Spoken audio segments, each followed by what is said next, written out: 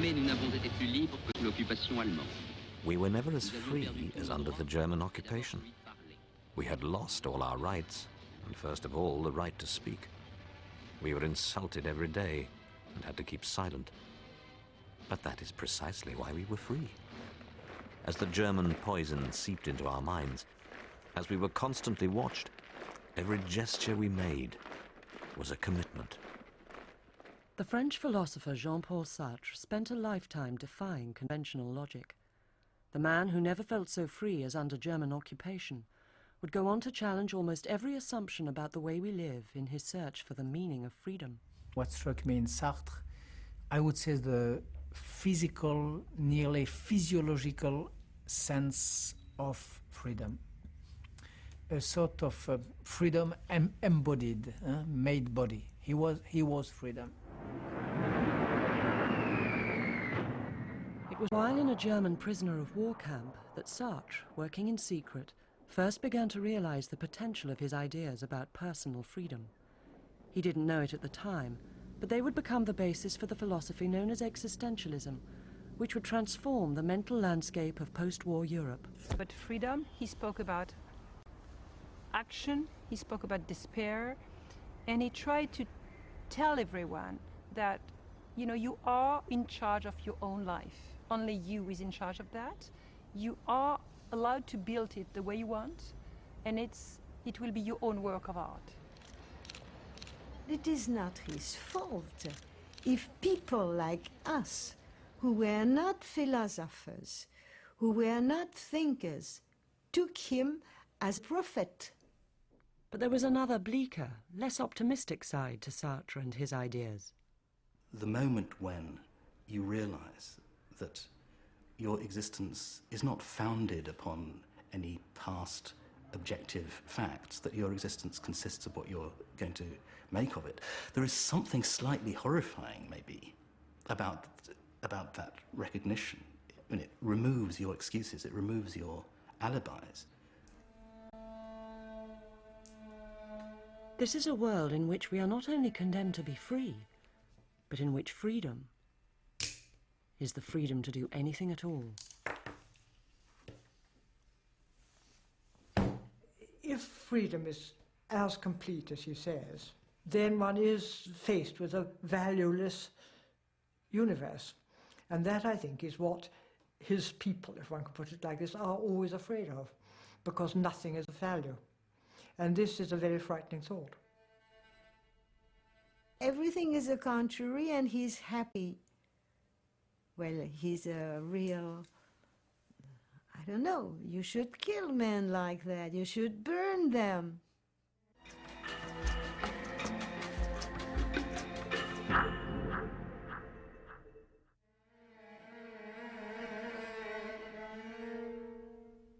It was no accident that Jean-Paul Sartre's philosophy reached a really wide public for the first time during the immediate aftermath of World War II. France was an exhausted country, ashamed of its past and fearful of the future. And Sartre's ideas brought a message of hope. Everybody realized that the old frameworks of values on which they'd depended, perhaps for generations, were collapsing. And Sartre's idea was that this was actually a fantastic moral opportunity. Other people were wringing their hands and saying nobody believes in Christianity anymore, nobody believes in the family and in the moral standards of our mothers and fathers and our grandparents. And Sartre's idea was that actually, from a moral point of view, that was brilliant, because it meant that people were taking responsibility for their actions in a new kind of ways. To be told, you are responsible for the period of history that you are living in. You have not only the right to choose, but the duty to choose. And if you are now surrounded by poverty, by war, by oppression, by cruelty, that is what you have chosen. And as an idea, this is like champagne. It's tremendously exciting, bubbly. It gives you an exhilaration because it gives you tremendous power. What matters is what we choose the future to be. We can choose anything we want. You and I together are going to make the future. In the heady atmosphere of newly liberated Paris, Sartre's existentialist ideas found fertile ground, providing the jazz generation with a personal philosophy of freedom which expressed their instinctive rejection of the past. We were against everything that had un semblant d'ordre, that seemed a little for order. So we hated that. And as much as we could, we did all that was forbidden and prohibited. It was prohibited to dance, we danced. It was prohibited to hear jazz music, we heard jazz music. But Sartre himself had more personal reasons for wanting to leave the past behind. Born in 1905 into an upper-middle-class family, the death of his father and hatred of his stepfather drove the precocious child to reinvent himself as a character unconnected to the adults around him. He looked on the death of his father as a great liberation. Now, that's probably not the way he looked at it in the 5 or 6 years after losing his father, but he felt that he had never had this pressure of the man he ought to model himself on, and that he had to find his own models of what he wanted to be. He needed to believe he was free to make himself into something different. The ability to reinvent oneself, the ability to choose, became the most important thing that was his possession, and therefore in his philosophy it became the most important thing that anyone else could possess. Another factor in the young Sartre's need to remake himself was his appearance. An infection had left him with an extreme squint, and when he lost his baby curls, he was horrified to discover himself ugly. The major turning point came when the golden curls were cut off and he came home and saw something rather different in the mirror, and much worse, found that other people were no longer reacting to him as they had before. He had lost that charm, and from then on it was his brain that was golden. Sartre would go on to study at the prestigious École Normale Supérieure in Paris, where he quickly developed a reputation as an unconventional, bohemian figure. The student who came second to him in their final philosophy exams was the writer Simone de Beauvoir.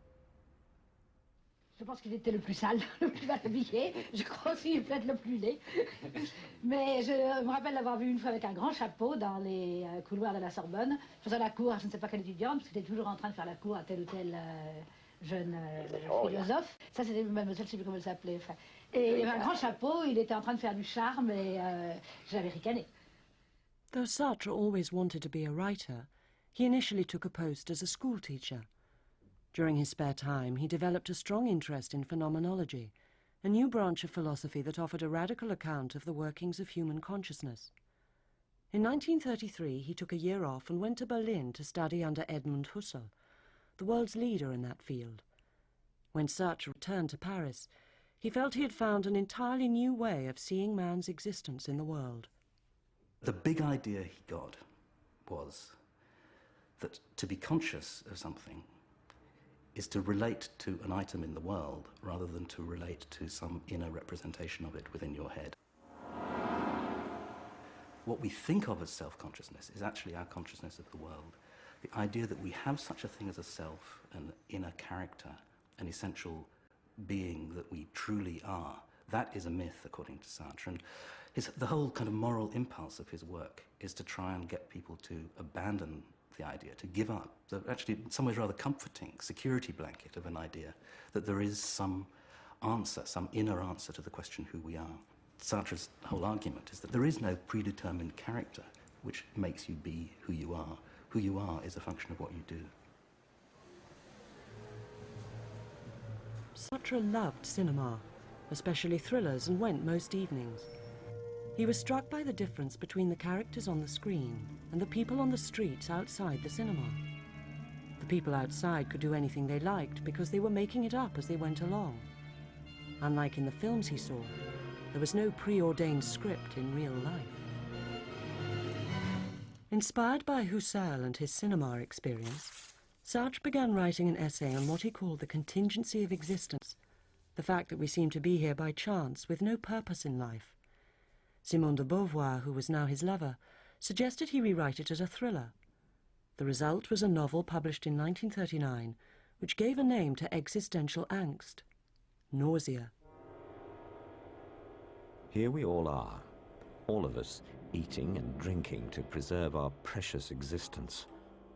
And there's nothing, absolutely no reason for existing. I remember my philosophy teachers in French lycée, they were flabbergasted by Sartre, because generally, philosophers talk about the lamp on their table. When I perceive the lamp on my table, what do I see? Now here was Sartre saying, I am in a cafe and I want to know what the essence of the waiter is. That was very new. Cast in the form of a fictional diary in which the central character Roquentin discovers that existence is meaningless, Nausea was an entirely original piece of writing which immediately became widely read. It translated complicated philosophical ideas into familiar everyday images. At its heart was an encounter with a tree, during the course of which Roquentin comes face to face with what he calls the key to existence. Then all of a sudden, there it was, clear as day. Existence had lost the inoffensive aspect of an abstract category. It was the actual glue of things. This root was moulded in existence. I realized that I'd found the key to existence, the key to my nausea, to my whole life. I'd experienced the absolute or the absurd. In front of this great rugged paw, neither ignorance nor knowledge mattered.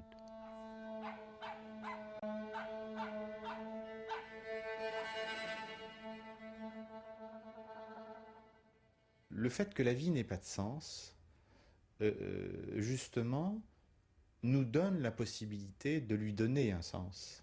C'est justement parce qu'elle n'en a pas, écrit d'avance, tout écrit d'avance, que, autrement dit, qu'on est justifié par rien à l'avance. Il dit toujours, nous sommes contingents, nous sommes nés par hasard, notre existence n'obéit à aucune raison. C'est à nous de lui trouver des raisons, en quelque sorte, de lui donner un sens. When war broke out, Sartre was conscripted into the army and assigned to a meteorological unit, charting wind conditions to direct artillery fire. Operating well away from the front line, he found that he had a surprising amount of free time on his hands. Sartre didn't have a lot of guard duty, and he would send balloons up in the air, in my opinion, a very philosophical gesture, and wait to see which way they drifted. And he had what he did not possess in unlimited quantities when he was a teacher, that is time. And there he could reflect on himself and also reflect on the world. In this somewhat unreal situation, Sartre thought and wrote intensively. He worked on a fictional trilogy, The Roads to Freedom, and began the major philosophical work of his life, Being and Nothingness.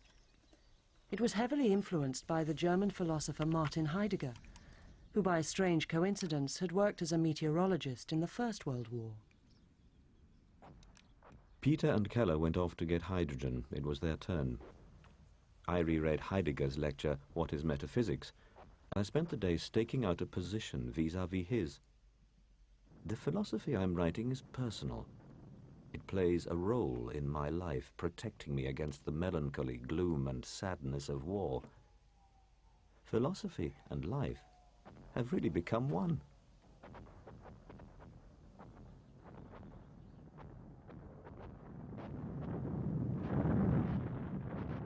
When France fell, Sartre was captured and imprisoned. His year as a prisoner of war made him question for the first time the extreme individualism of his thinking. Là, il fait l'expérience, qui est tout à fait étonnante, visiblement pour lui, d'une rencontre avec des gens qui sont jetés là, par la guerre, abandonnés dans un coin, dans un stalag, dans un camp de prisonniers, mais qui viennent de tout horizon.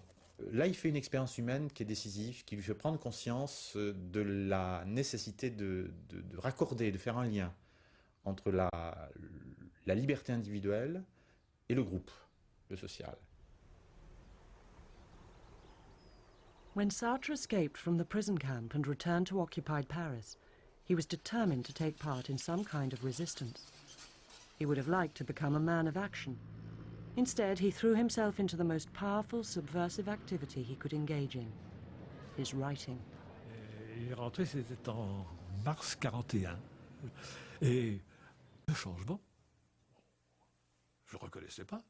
Il était d'une moralité, c'était sérieux. Ça a changé après, heureusement, mais il parle de morale. Jamais je n'avais entendu parler de ça.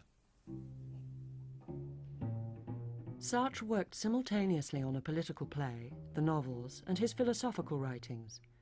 He wrote fast. His ideas had been well prepared during his imprisonment. His play, The Flies, a reworking of Greek myth and staged in 1942, was a thinly disguised attack on the collaborationist Vichy government for preaching guilt and submissiveness to the downcast French. Once freedom explodes in the human soul, God can do nothing against man. God can do nothing against this pillar of granite, against this irresistible column, man's freedom. In an explosion of work, Sartre completed Being and Nothingness in the next year. It was a brilliantly original synthesis of ideas from Heidegger, which became the core of existentialism. At its heart was the concept of authenticity, the idea that individuals can always choose their own actions, even in situations that appear to enslave them. On avait encore ce choix, même dans la situation la plus dramatique, plus que dramatique, la plus tragique, il y a toujours la possibilité ou de baisser les bras, ou de se laisser aller, ou au contraire peut-être de mourir debout. Il y a toujours une part de choix, même face à l'inéluctable, dans la façon de mourir, par exemple. Sartre était convaincu de ça. Mathieu was still firing when the roof fell on top of him. He dropped his rifle and fell. 15 minutes, he thought in a fury. I'd give anything just to hold on for 15 minutes. Christ, he said aloud. No one shall say we didn't hold out 15 minutes. He fired. He was cleansed. He was all-powerful. He was free. Here is the news, read by Richard Wessel. Paris has been liberated. A communique just received from General Koenig announces that it has been liberated by French forces of the interior. We didn't want to see the French, you see, because the French, they came by the south. We wanted to see the English and the Americans, and they came along the Seine, so we went Place de la Concorde. And it was wonderful, really wonderful, to see them, to see the tanks, and we hated tanks and we hated guns, but to see them coming along the Seine and saying hello, only hello, you see, hearing that language that wasn't French anymore, it was beautiful. Everything was going to change. We were young, we were hopeful, we were hungry and ambitious. Geography wasn't the same, history wasn't the same, French wasn't the same, philosophy wasn't the same. The school had to be completely changed. It could be changed because we had learned our lesson. So Sartre became our chief. He didn't want to. He just wrote because he thought it was true. With the liberation came freedom of the press, and Sartre set about using it to build a new society. Sartre ne dit pas « il faut s'engager ». Soyez engagés. Il dit « vous êtes engagés, même quand vous ne le savez pas ». Vous avez des positions sociales, vous ne la connaissez pas. Vous ne vous en rendez pas compte. Donc, sa morale à lui, c'était « prenez conscience de votre situation ». He started a magazine called Les Temps Modernes, which he hoped would help to drive social change. It was formidably important, not only because of the number of people who contributed to it, and because Sartre was the director, though the woman who really got things together and read the articles was Simone de Beauvoir. But here was a review that was going to take everything into account. Politics, the life of ordinary people, literature, music, but the accent was on commitment.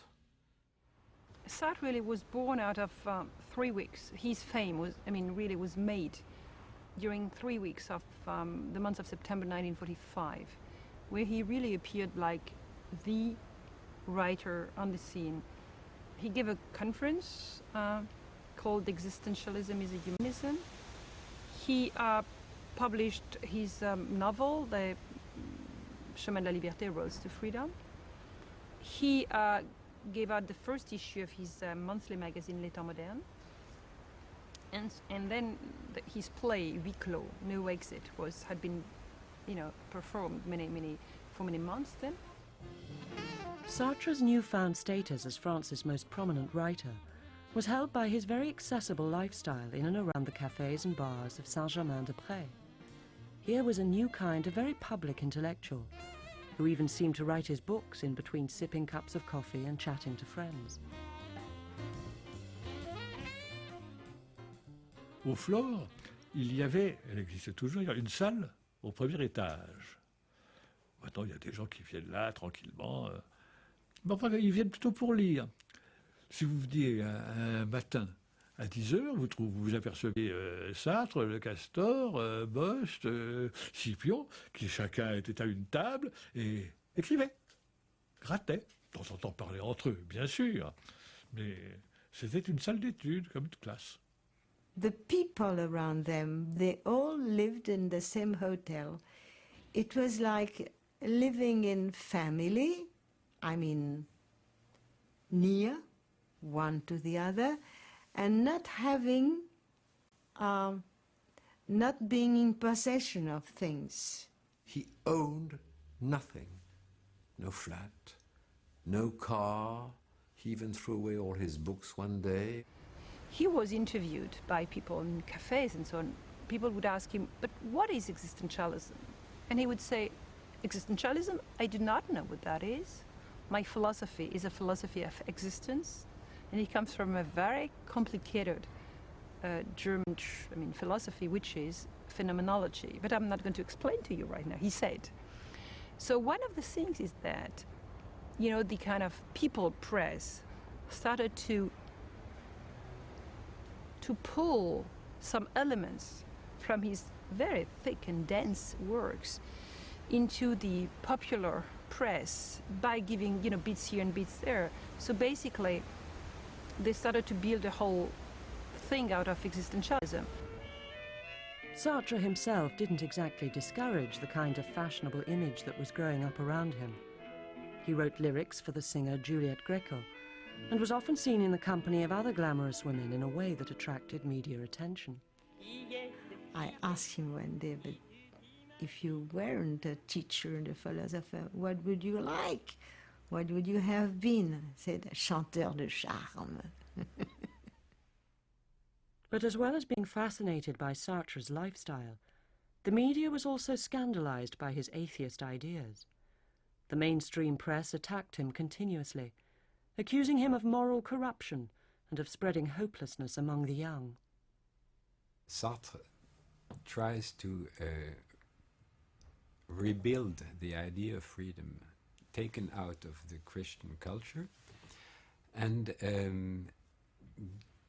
to get rid of the power of God on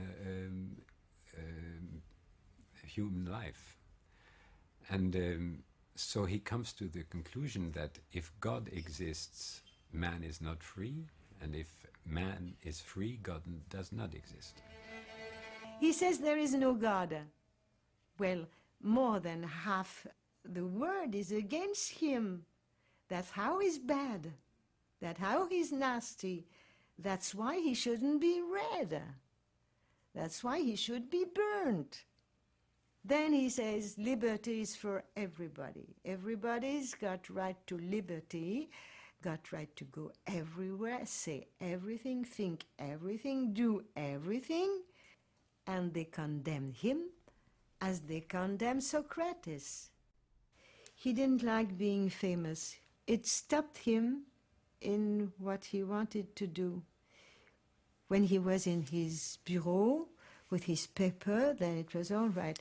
He gave rendezvous sometimes to people, but when he was stopped in the street for autographs or somebody who said hello, he hated that.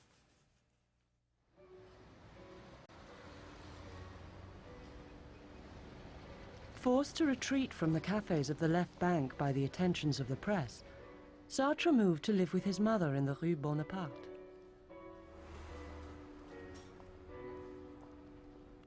They lived quietly, often playing piano duets together, and Sartre was free to write, away from the prying eyes of the world. Sartre, from childhood onward, was someone who had suffered when he couldn't be in control of the image that other people formed of him. This, for him, was hell. This was hellish. This was acutely worrying. The discomfort he felt whenever he thought about what other people were thinking when they were looking at him is fundamental to his existence and to all his writing. Sartre tells this story about someone, I think it's in a hotel corridor, with their eye to a keyhole, completely absorbed in what's going on in the bedroom behind. And then they hear a step on the stairs behind them, and they suddenly become aware that they are a person looking at a bedroom scene behind a closed door, whereas before they were just looking at the scene. And he's instantly transformed from being something that's just concentrated on trying to hear to being a human performing a shameful act. And he feels shame.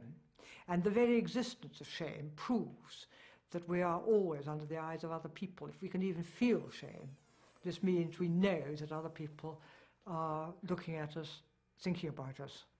We start thinking of ourselves as though we were an object. And so we construct an idea of ourselves as an item in someone else's world. And that's the point at which something like a self comes into being. The implication of this is that there is no way that people can, in the end, be comfortable with each other. It is always going to be impossible to think of yourself simultaneously as someone who is going around the world acting in it and being an agent, and also to think of yourself as being an object that other people are observing. So there is always a conflict, and there is no such thing as human relations that don't involve this kind of conflict. And this is why at the end of huis clos, hell is other people, because we can't get away from this terrible gaze of other people on us all the time. It's much, much more likely that you will hurt me. Huis clos, or No Exit, with its unforgettable catchphrase, hell is other people, was Sartre's most popular play. Look into my eyes. What do you see? Oh, I'm there. Oh, but so tiny. I can't see myself properly. But I can. The problem of personal freedom being threatened by other people was not simply theoretical to Sartre. He carried his ideas into his personal life. And Sartre was partly dependent on Simone de Beauvoir and partly independent. He had said to her in truly Kantian fashion, we shall have there is a necessary love between us, but we shall also have contingent relationships, translated into ordinary English or French. This means, we have a deep, eternal affection, but I can go around screwing as much as I want, and so can you. I'm not sure that it suited her quite as well as it suited him. Sartre was never sexually faithful to Simone de Beauvoir, or Castor as she was known. While maintaining a lifelong working partnership, each was free to have other lovers. he had any more relationships than she did, but Sartre's many mistresses found that they too had to accept his definition of freedom. I remember asking Sartre, how do you manage with all these women in your life? And he would say, well, I lie to them, with his gesture of his arm. And I then said, to all of them? Yes, to all of them. And even to Simone de Beauvoir? And he would say, especially to Simone de Beauvoir, surtout au castor. Simone's most long-term rival was Michel Vian. She met Sartre in 1946, and they were lovers until his death. Her time with him convinced her that there were flaws in his idea of freedom. Alors, la liberté, je l'ai conquise contre son idée de la liberté pour les hommes. C'est facile, vous comprenez, quand on dit les hommes, ça veut dire les hommes et les femmes. On sait bien que c'est pas vrai. It isn't true. Simone de Beauvoir's experience of this kind of relationship undoubtedly fed into her book, The Second Sex. It was published in 1949 and explored the effect on women of the post-war freeing up of sexual attitudes. La liberté extrêmement angoissante. Tout est possible. Dieu est mort. La morale, disons traditionnelle en tous les cas, la morale bourgeoise a périclité. Donc effectivement, il n'y a plus de, comment dirais-je, de garde-fous. People were moving about. They were anybody. Anything can occur. Anything can happen. I kept saying to myself in anguish, where shall I go? Where shall I go? Anything could happen. What was happening behind my back? Perhaps it would start behind me, and when I suddenly turned round, it would be too late. What I think he totally overlooks is that human beings actually are very like one another, and that therefore nearly all human beings, I would say all human beings, would prefer to eat scrambled egg rather than eat coal. And therefore, this is the kind of value that things in the world actually have. He will not admit that, because he wants to insist that it's entirely a matter of my choice which of the two substances I prefer to eat. Now that is the exaggeration of freedom, but it's also the destruction of the values by which actually most of us live most of the time. Sartre convinced himself, though he didn't convince many other people, that this idea of a world of existentialists all making decisions for themselves would be a world of socialists who treat each other as equals. And it's hard to see, really, why it shouldn't be a world of egomaniacs who treat each other like dirt. How to accommodate individual freedom within a free society increasingly preoccupied Sartre. Having flirted with but never joined the Communist Party, he spent much of the 50s trying to reconcile the individualist philosophy of existentialism with the collective vision of Marxism.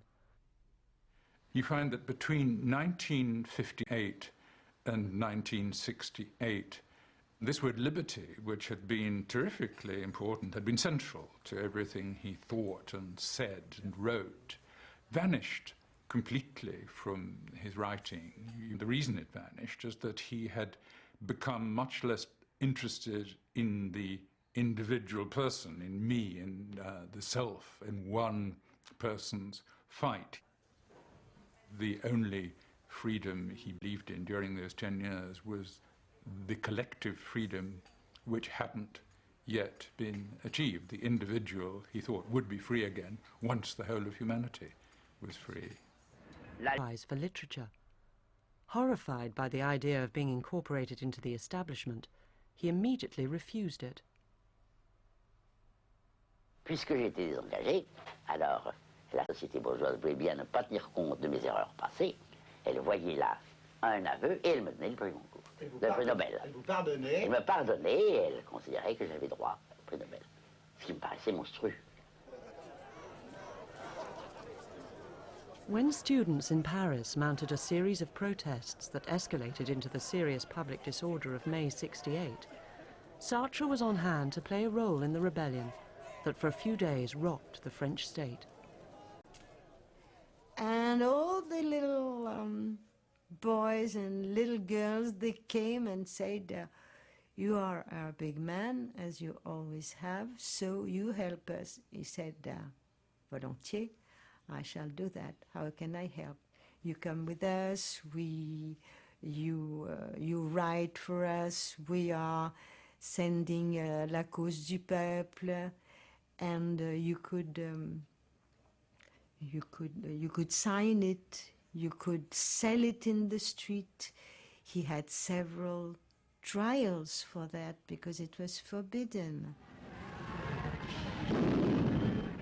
The violence with which the police responded to the street protests shocked France and convinced Sartre of the truth of his idea that conflict in human affairs was inevitable.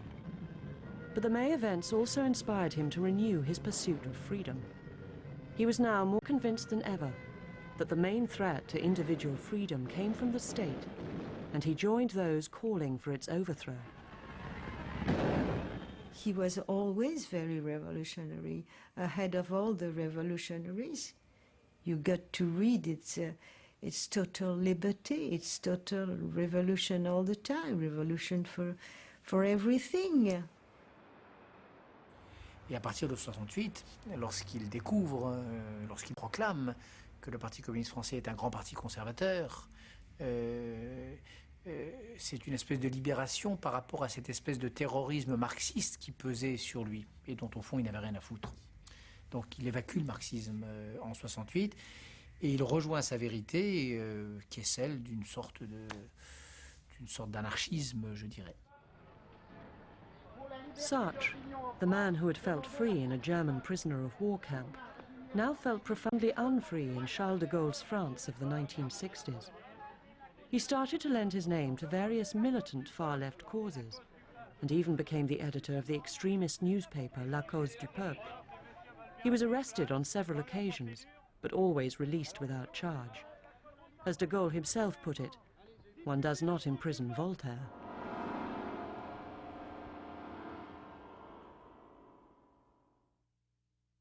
I suppose the point is that freedom, as he had conceived it, had always been a fantasy. It had been a very useful fantasy, not only for him but for France.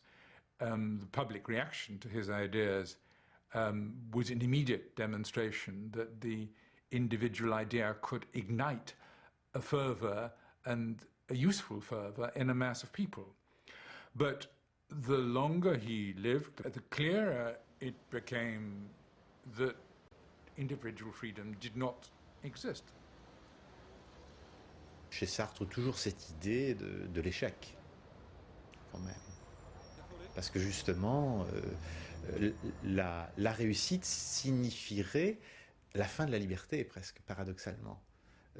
Ça signifierait la fin de la liberté, puisque, par exemple, la révolution qui s'installe ne veut plus reconnaître les nouveaux problèmes. Elle est établie, elle est institutionnalisée, et elle désigne comme traîtres à la révolution tous ceux qui osent encore lever le doigt pour dire ça va pas ou pour protester. Donc d'où ce style chez Sartre d'une certaine façon, d'une sorte de révolte perpétuelle. As Sartre's ideas became more extreme, even his supporters found it difficult to follow him. In the 70s, Sartre made himself the advocate of social violence, which was actually a counter-violence to the violence of the government. And he went so far as to support the terrorist attack on the Olympic Games in Munich, with this argument that terrorism is the atomic bomb of the poor. The only weapon available to the Palestinians is terrorism. It's a terrible weapon, but the poor and the underdogs don't have any other weapon. Violence exists. It exists in regimes run by police who are themselves violent. People who are victims of such regimes can do no other than respond with violence. I see it as a valuable political gesture. Il était quelqu'un qui faisait l'histoire. Et je crois que son ambition a été réellement celle-là. Donc Sartre, c'est une grande ambition politique. une ambition politique ratée, peut-être, une ambition politique qui a connu des heures et des malheurs, mais enfin, une ambition politique. Je veux dire par là qu'on ne peut pas dire... I mean by that you cannot say that there is on one side the philosophy and on the other side the politics. You cannot separate them. You cannot... and if you consider, for instance, that Sartre made only bullshit with politics, you cannot save the philosophy. You cannot, there is not two Sartre, it is the same one. You know, a lot of times you will hear that Sartre is incoherent, Sartre has betrayed himself, Sartre has been with the communists, without the communists, against the communists. I mean, that he misunderstood this, misunderstood that, he made mistakes on this and that. I mean, I don't think that is very important. It's an attitude. It's do not take anything for granted, criticize it, attack, find your own way. He would say something wonderful. He would say, I think against myself. You have to think against everything which has been given to you by education. You have to criticize every single thing which is being given to you. Sartre spent his life testing the limits of traditional thinking. But at the heart of this philosophy is one deceptively simple question. If human beings are truly free to do anything they want, how are we to live our lives? Sartre never did find a convincing answer to this question, but he was never less than unflinchingly honest in the attempt. Il va faire une critique permanente des valeurs pour essayer de fonder philosophiquement la valeur de la liberté. Et ça, je dirais qu'il n'y est pas véritablement arrivé. C'est-à-dire qu'il est arrivé en nous montrant par le chemin qu'il a fait que la liberté, ce n'est pas un but, ce n'est pas non plus comment dire, un moteur, quelque chose qui vous anime, c'est une action. L'important, ça n'est pas tant la liberté, c'est le chemin qu'on trace soi-même pour y tendre.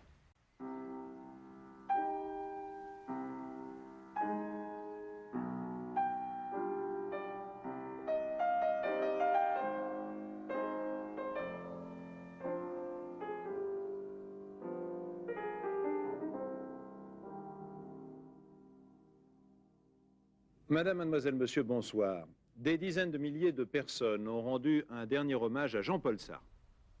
When Sartre was buried on the 19th of April 1980, over 50,000 people followed the coffin and millions watched on television. No philosopher had ever had a bigger following. When he died, somebody said, now that he died, we've lost a compass, because we will not be able to say to ourselves when something important happens, what does Sartre think about it, you know, which used to be the way we would behave. So basically, he would be an ethical compass.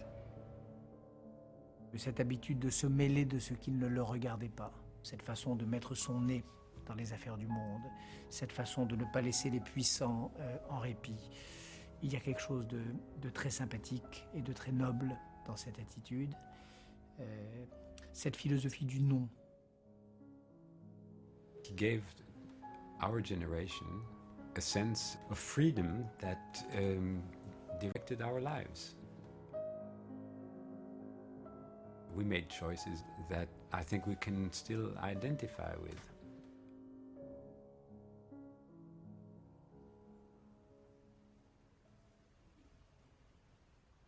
I'm just aware that at the present time, the message of freedom that Sartre is delivering is not accepted, as if this burden of freedom that he's putting on everyone's shoulders is too weighty. And maybe we are in a time when people don't want to hear about freedom.